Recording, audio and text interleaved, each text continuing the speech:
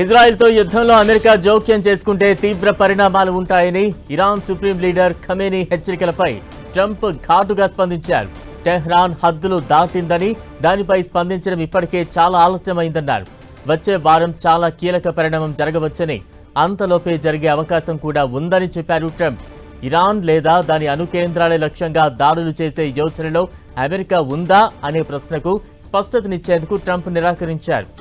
Iran Israel ఉద్రిక్తతల నేపథ్యంలో వారం క్రితం నాటి పరిస్థితులకు ఇప్పటికీ చాలా తేడా ఉందన్నారు ట్రంప్. ఇరాన్పై ఇజ్రాయెల్ దాడుల్లో జోక్యం చేసుకుంటానో లేదో తెలియదని చెప్పారు. తానేం చెయ్యనున్నానో ఎవ్వరికీ తెలియదన్నారు. వైట్ హౌస్లో చర్చలు జరిపేందుకు ఇరాన్ ప్రతిపాదన చేసిందని చెప్పిన ఆయన ఎప్పుడు ఏ విధంగా అనే విషయాలపైన క్లారిటీ ఇవ్వలేదు. అయితే టెహ్రాన్ ప్రస్తుతం తనను తాను రక్షించుకోలేని పరిస్థితుల్లో ఉందని, గగనతల రక్షణ వ్యవస్థలు కూడా లేవన్నారు. టెహ్రాన్తో తన యంత్రాంగానికి ఇప్పటికే ఓపిక నశించిందన్నారు ట్రంప్. దీర్ఘకాల యుద్ధాన్ని తాము కోరుకోవడం లేదని తెలిపారు. ఇరాన్ దగ్గర అణ్వాయుధం ఉండకూడదన్నదే తాము కోరుకుంటున్నామని స్పష్టం చేశారు.